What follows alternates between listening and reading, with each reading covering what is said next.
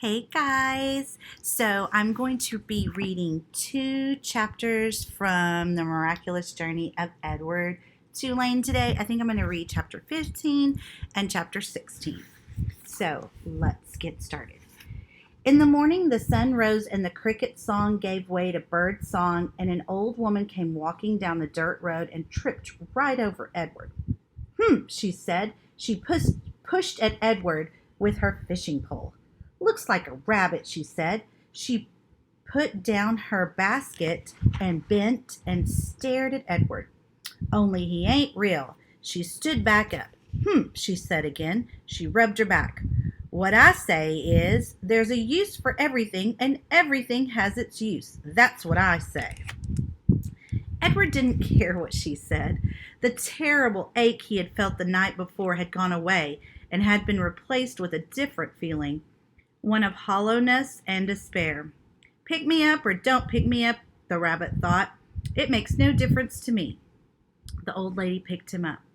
She bent him double and put him in her basket, which smelled of weeds and fish, and then she kept walking, swinging the basket and singing, "Nobody knows the troubles I've seen." Edward, in spite of himself, listened. I've seen troubles too, he thought. You bet I have. And apparently they aren't over yet. Edward was right. His troubles were not over. The old woman found a use for him. She hung him from a pole in her vegetable garden. She nailed his ears to the wooden pole and spread his arms out as if he were flying and attached his paws to the pole by wrapping pieces of wire around them. In addition to Edward, pythons hung from the pole. They clinked and clanked and shone in the morning sun. Ain't a doubt in my mind that you can scare them off, the old lady said. Scare who off? Edward wondered. Birds, he soon discovered.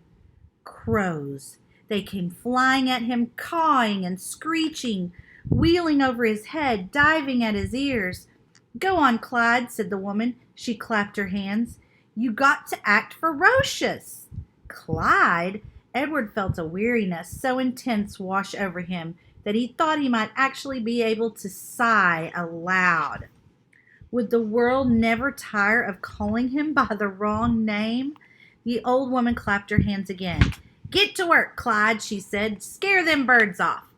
And then she walked away from him out of the garden and toward her small house. The birds were insistent. They flew around his head. They tugged at the loose threads in his sweater. One large crow in particular would not leave the rabbit alone. He perched on the pole and screamed a dark message in Edward's left ear. Caw, caw, caw, without ceasing. As the sun rose higher and shone meaner and brighter, Edward became somewhat dazed. He mistook the large crow for Pellegrina. Go ahead, he thought. Turn me into a warthog if you want. I don't care. I am done with caring. Caw, caw, said the Pellegrina crow.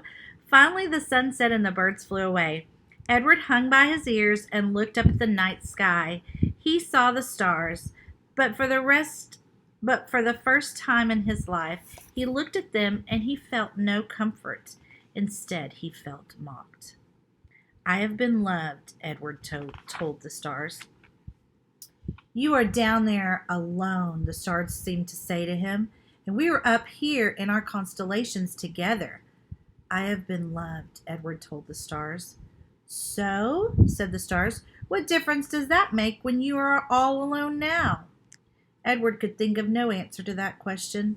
Eventually the sky lightened and the stars disappeared one by one. The birds returned and the old woman came back to the garden. She brought a boy with her. Okay, this is chapter 16. Bryce, said the old woman, get away from that rabbit. I ain't paying you to stand and stare. Yes, ma'am, said Bryce. He wiped his nose with the back of his hand and continued to look up at Edward. The boy's eyes were brown with flecks of gold shining in them. Hey, he whispered to Edward. A crow settled on Edward's head, and the boy flapped his arms and shouted, Go on, get! And the bird spread his wings and flew away. Bryce, shouted the old woman. Ma'am, said Bryce, get away from that rabbit. Do your work.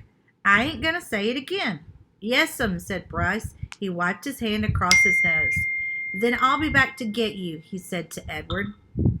The rabbit spent the day hanging by his ears, baking in the hot sun, watching the old woman and Bryce weed and hoe the garden. Whenever the woman wasn't looking, Bryce raised his hand and waved. The birds circled over Edward's head, laughing at him. What was it like to have wings? Edward wondered. If he had had wings when he was tossed overboard, he would not have sunk to the bottom of the sea. Instead, he would have flown in the opposite direction, up deep into the deep, bright blue sky. And when Lolly took him to the dump, he would have flown out of the garbage and followed her and landed on her head, holding on with his sharp claws. And on the train, when the man kicked him, Edward would not have fallen to the ground. Instead, he would have risen up and sat on top of the train and laughed at the man. Caw, caw, caw. In the late afternoon, Bryce and the old lady left the field. Bryce winked at Edward as he walked past him. One of the crows lighted on Edward's shoulder and tapped him with his beak at Edward's china face, reminding the rabbit with each tap that he had no wings, that not only could he not fly, he could not move on his own at all in any way. Dusk descended over the field, and then came true dark. A whippoorwill sang out over and over again. It was the saddest sound Edward had ever heard. And then came another song, the hum of a harmonica. Bryce stepped out of the shadows. "Hey," he said to Edward. He wiped his nose with the back of his hand and then played another bit of song on the harmonica. "I bet you didn't think I'd come back, but here I am. I come to save you." Too late, thought Edward, as Bryce climbed the pole and worked at the wires that were tied around his wrists. "I am nothing but a hollow rabbit." Too late, thought Edward, as Bryce pulled the nails out of his ears.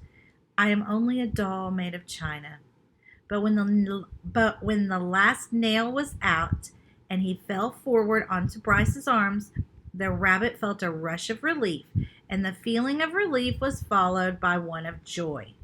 Perhaps, he thought, it is not too late, after all, for me to be saved. All right, I will read chapter 17 probably tomorrow, so stay tuned.